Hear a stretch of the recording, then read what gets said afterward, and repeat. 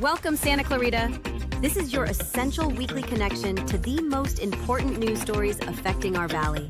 On KQRU 107.9 FM, we go beyond the headlines to bring you the stories shaping our present and future.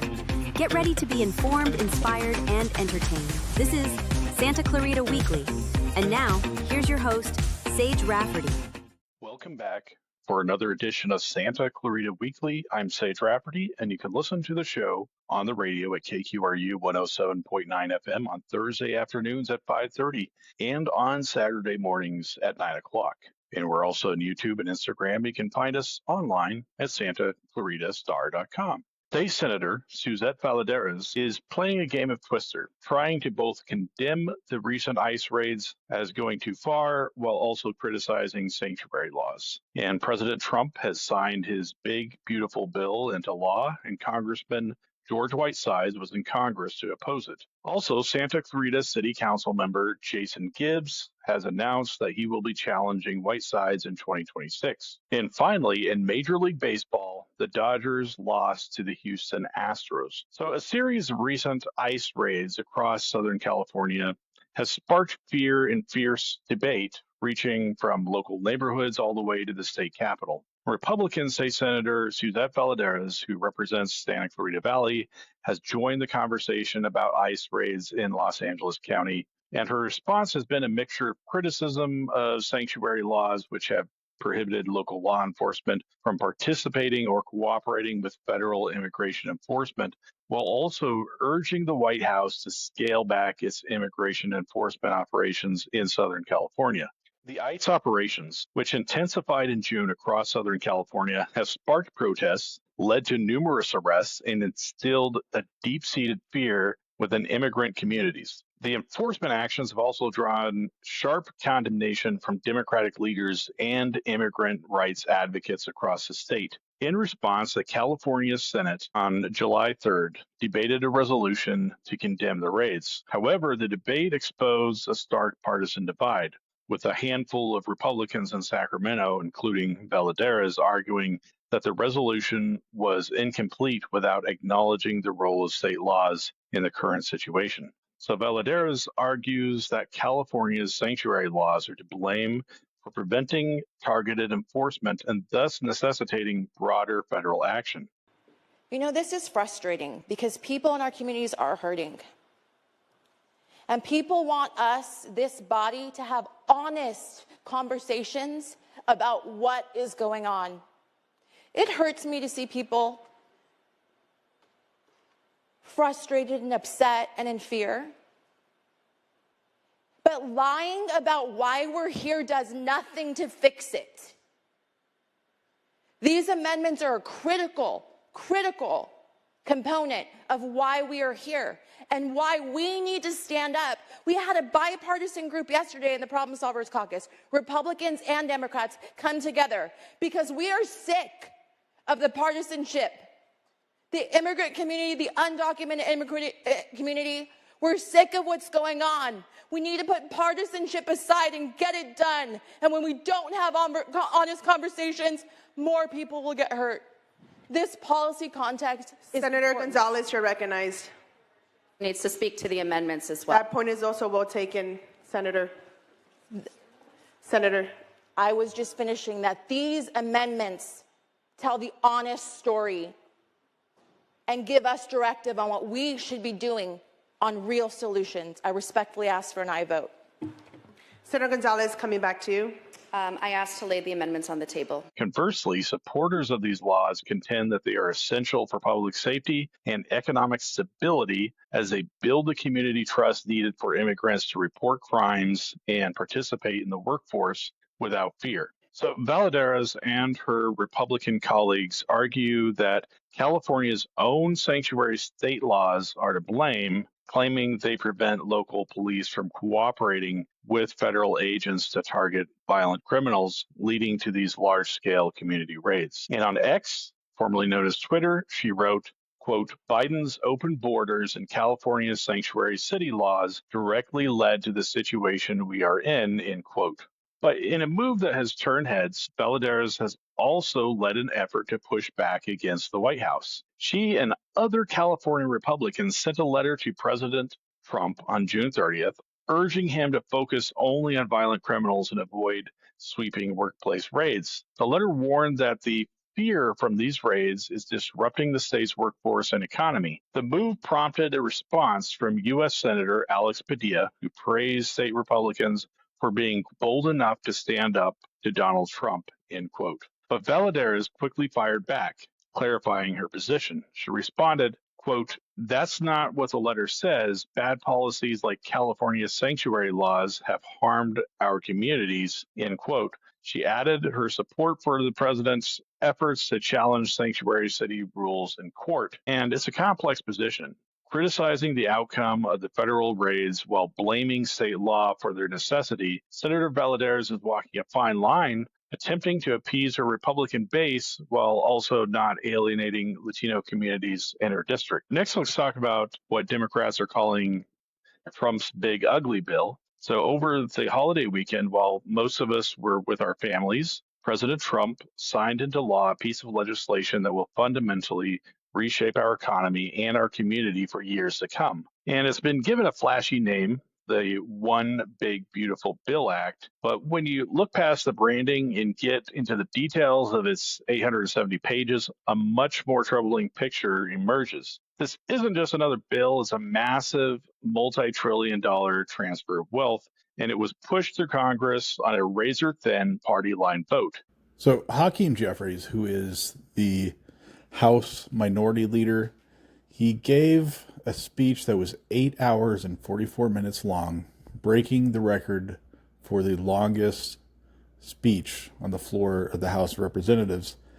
And he talked about the big, beautiful bill, and I want you to listen to that now. Opposition to Donald Trump's one big, ugly bill. This disgusting abomination, the GOP tax scam that guts Medicaid, rips food from the mouths of children, seniors, and veterans, and rewards billionaires with massive tax breaks. Every single Democrat stands in strong opposition to this bill because we're standing up for the American people.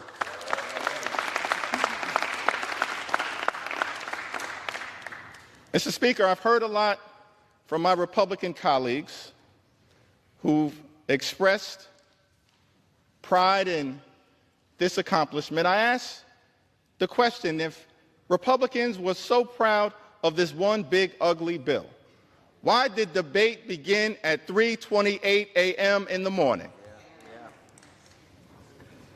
Republicans are once again, which has been the case, Mr. Speaker, through every step of this journey, tried to jam this bill through the House of Representatives under cover of darkness. But I'm here today to make it clear that I'm going to take my time and ensure that the American people fully understand how damaging this bill will be to their quality of life.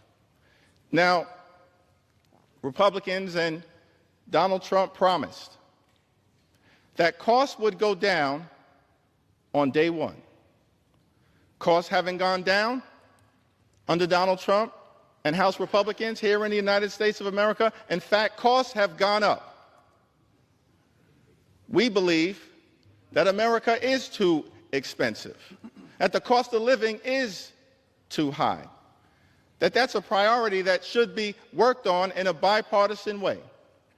But from the very beginning of this Congress, our Republican colleagues have shown no interest in addressing the high cost of living in the United States of America. Not a single executive order has been issued by this administration, Mr. Speaker, to address the high cost of living. Not a single bill has been passed, Mr. Speaker, to address the high cost of living in the United States of America.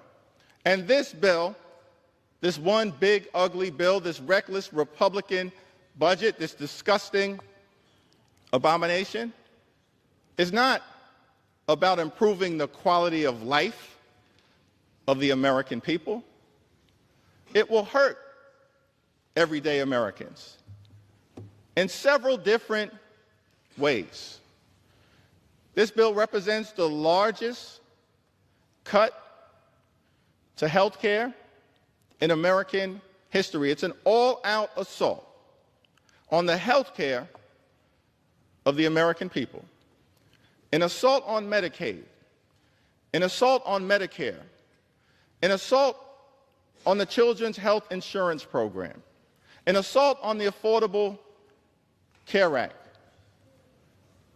an assault on Planned Parenthood and the health care of women all across the United States of America, an unprecedented assault on the American people and their health care. Almost $1 trillion in cuts to Medicaid. This runs directly contrary to what President Trump indicated in January, which was that he was going to love and cherish Medicaid. Nothing about this bill loves and cherishes Medicaid. It guts Medicaid.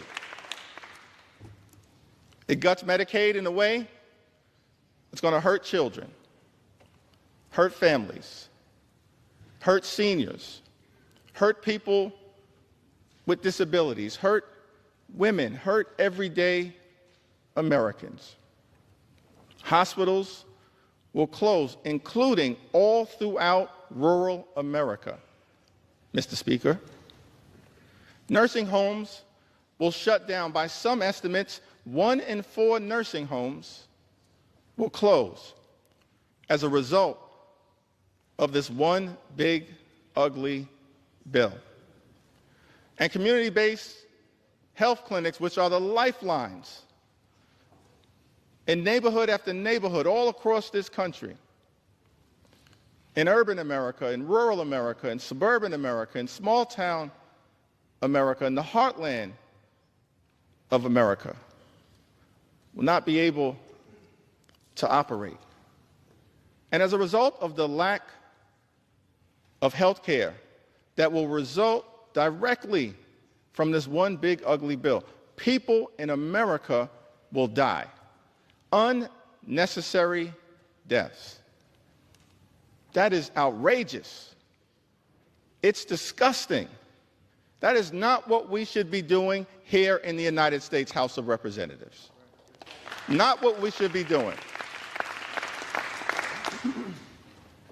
In addition to the cuts to Medicaid, this bill will result in the largest cut to Medicare in American history. By some estimates, more than $500 billion in cuts to Medicare as a result of the Republicans' one big, ugly bill. This bill will also result in a devastating blow to the Affordable Care Act. That's no surprise because since 2010, Republicans, Mr. Speaker, have been trying to gut and destroy the Affordable Care Act. And as a result of the damage that is done to the Affordable Care Act in this legislation, millions of Americans will lose their health care. The assault on health care in this one big ugly bill will result in more than 17 million Americans losing health care in the United States of America. Shame on the people who've decided to launch that kind of all-out assault on the health and the well-being of everyday Americans. That's not what we should be doing here in the United States House of Representatives.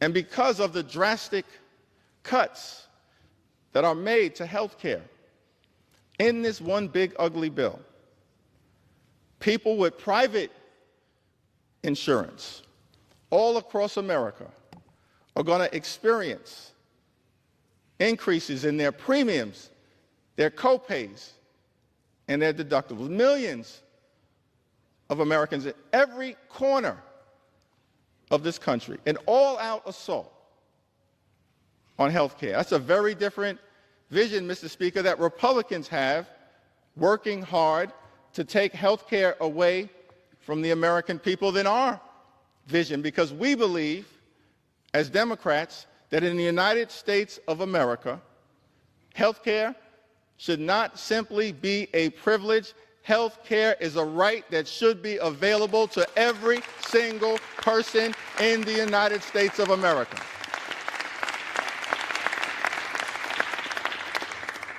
This bill is an all-out assault on the health care of the people of the United States of America, hard-working American taxpayers. These are the people we should be standing up to work hard to lift up. But instead, they're victims of this legislation. Hospitals will close. That impacts everybody in the United States of America. If your hospital closes, whether you're on Medicaid or not, you will be unable to get the treatment that you or your family needs. That's why we're fighting so hard to stop this bill. 1 in 4 nursing homes, by some estimates, will close as a result of the Republicans' assault on Medicaid in this one big, ugly bill. This bill also represents an assault on nutritional assistance here in the United States of America. We've made great progress over the last 50-plus years as it relates to hunger in this country. Great progress. But we're still dealing with the reality that tens of millions of people in this country go to bed every night wondering whether they're going to be able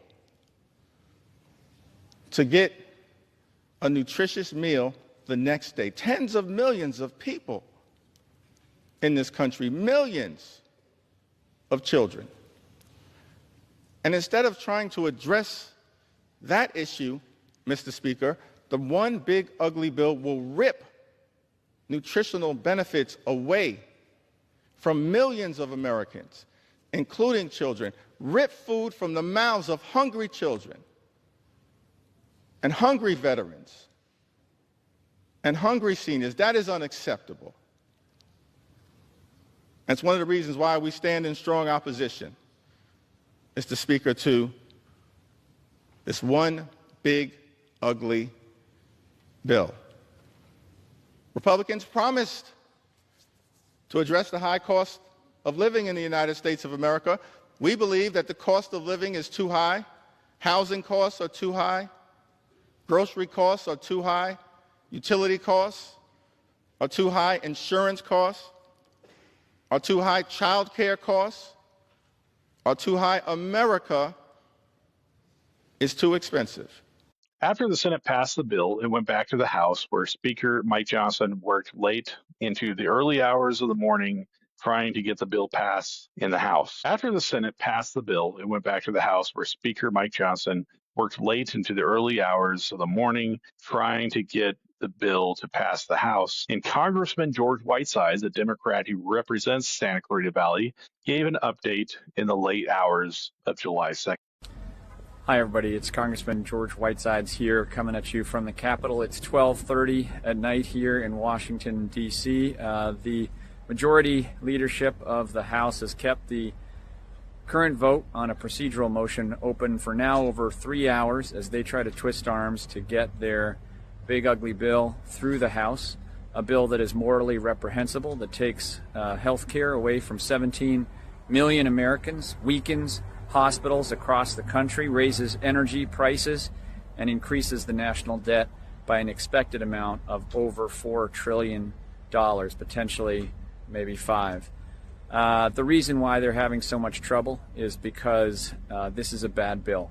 We need to keep focused, keep fighting. We are going to stay up all night if we need to and into tomorrow to try to keep this bill from passing because it's the right thing to do for our country.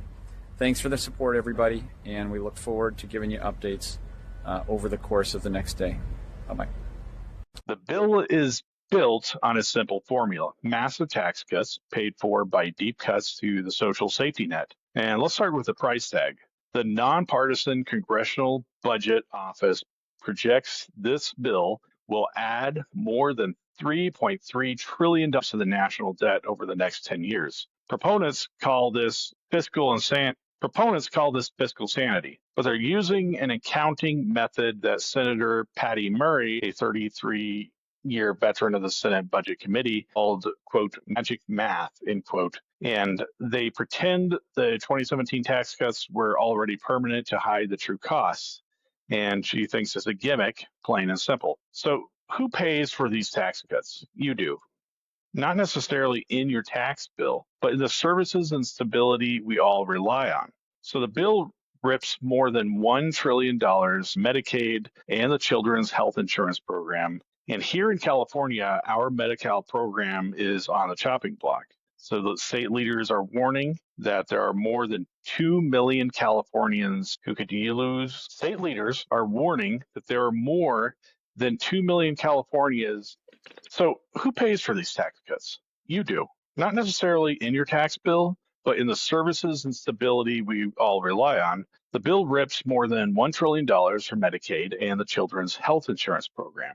And here in California, our Medi-Cal program is on the chopping block. State leaders are warning that more than 2 million Californians could lose their health coverage. The advocacy group Disability Rights California called this the, quote, most harmful bill for disabled people that I've ever seen, end quote. They're also adding strict national work requirements for both Medicaid and SNAP, what we know as CalFresh. So it sounds simple, but it creates a bureaucratic nightmare that will kick working poor people, seniors, and those with disabilities off of essential food and health benefits. And it will make the homeless crisis here in LA County even worse, as many unhoused individuals will lose their Medi-Cal coverage simply because they can't receive or respond to paperwork in time. And now you'll hear supporters talk about the tax cuts. They'll point to the temporary increase in the SALT deduction cap. And yes, for some upper middle class homeowners in Santa Clarita Valley, that will provide some relief on their federal tax bill. But let's be clear about who the real winners are. The Nonpartisan Tax Policy Center found that the top 20% of earners will get an average tax cut of nearly $11,000. The bottom 20%, they get just $150. Meanwhile, the 21% corporate tax rate is now permanent. The bill creates a tale of two valleys right here in Santa Clarita, and that nearly 60% of households making over $100,000, particularly homeowners, will see some benefit. But what about the other 41%? What about the renters, the service workers, the families struggling to get by? Their CalFresh benefits are being threatened. Their health care is at risk, and the green energy tax credits that helped regular families afford an electric vehicle or maybe some energy-saving home improvements, those have been eliminated. So this bill defunds the future to pay for tax cuts for the wealthy today. It dismantles the very programs that helped California become a world leader in clean energy, threatening thousands of local jobs in that sector. So when you hear the political victory laps, I urge you to look at the details. This isn't just a political game. It's about whether your neighbor can afford their medication. It's about whether the food bank has enough to go around. It's about the kind of community we want to live in, one that invests in its people, or one that leaves them behind. You're listening to KQRU 107.9 FM in Santa Clarita. You can listen to Santa Clarita Weekly on Thursdays at 5:30 p.m. and on Saturday mornings at 9, and on YouTube, Instagram, or wherever you listen to podcasts. So Republican Jason Gibbs, a member of the Santa Clarita City Council, entered the race for Congress this week, promising a practical, results-oriented approach. But his campaign launch comes just days after his party passed the One Big Beautiful Bill in Washington, a bill that his opponent, Congressman George Whitesides, opposed. This immediately puts Gibbs in a difficult political position. That opposition now becomes a key part of Whitesides' re-election campaign, as he can directly tie his opponent to the bill's most controversial elements. The dynamic here is completely inverted. Normally, a challenger can attack the incumbent's record, but here, Gibbs has to defend his party's record. Every voter who was worried about the 2 million Californians projected to lose Medi-Cal or the new work requirements for food assistance will be looking to Gibbs for an answer. He has to either defend those deeply unpopular cuts, or he has to publicly break with his party's biggest legislative victory, which is a very risky move in a primary and with his base. So Medicare and Medicaid are often described as a third rail in politics, meaning they're sensitive political issues that politicians are hesitant to address due to the potential for significant negative consequences. And this is because these programs are highly valued by a large number of voters, and any proposed changes, especially cuts, could be met with strong public backlash. And there's historic precedents for this. And Republicans have not only touched the third rail, they have embraced it. And we will see how that turns out for them in the 2026 midterm elections. So let's talk about sports, something a little bit more upbeat. And if you were out enjoying the fireworks on the 4th of July and Friday night, you missed a different kind of explosion with the Los Angeles Dodgers. And trust me, you're lucky. The Los Angeles Dodgers didn't just lose to the Houston Astros. They suffered the single worst loss in the history of Dodger Stadium, an 18-1 shellacking, an absolute drubbing. This wasn't just a loss. It was historic, and not in a good way. The 17-run margin of defeat is the largest the team has ever had at home since moving to Dodger Stadium in 1962. And you have to go all the way back to 1947 when the Brooklyn Dodgers lost 19-2 to find the worst home loss for this franchise. And who was at the center of it all? Of course, it was Jose Altuve. So the Dodgers fans were not happy every time Altuve stepped to the plate. The fans let him have it and responded by having a monster night, homering twice, reaching base 5 times, and driving in 5 runs. So the game started badly and only got worse for the Dodgers. By the end of the third, it was 6-1. The only bright spot for the boys in blue was a solo shot from Will Smith. But the real nightmare was the 6th inning. The Astros batted around and hung at a 10 spot on the scoreboard, capped by a grand slam from Victor Caratini and Altuve's second home run of the night, 10 runs in 1 inning. And after the game, Dodgers manager Dave Roberts put it bluntly, saying that was after the game. Dodgers manager Dave Roberts put it bluntly, saying, quote, "That was one you want to flush as soon as possible. I don't think there were many positives from this night," end quote. And no kidding. Yes, look, this is one game out of 162, but losing in such a blowout fashion at home to this team, it stinks. This is the definition of a turn-the-page game, and hopefully we will see the Dodgers bounce back from this one. So that's all we have for today. So tune in next week for more discussions about the news from Santa Clarita. You can listen to us on the radio at KQRU 107.9 FM at 5:30 on Thursday evenings and at 9 on Saturday mornings. You can also watch us on YouTube, TikTok, and Instagram, and listen to us on SantaClaritaStar.com or wherever you listen to podcasts. Leave us a comment and be sure to subscribe to Santa Clarita Weekly Online. Thanks for listening and have a great week. Thank you for listening to Santa Clarita Weekly. You can watch the show on Santa Clarita Star's YouTube channel and Facebook page, as well as listen in on the radio at KQRU 107.9. Visit SantaClaritaStar.com for more content and tune in right here to KQRU 107.9. A new voice for Santa Clarita.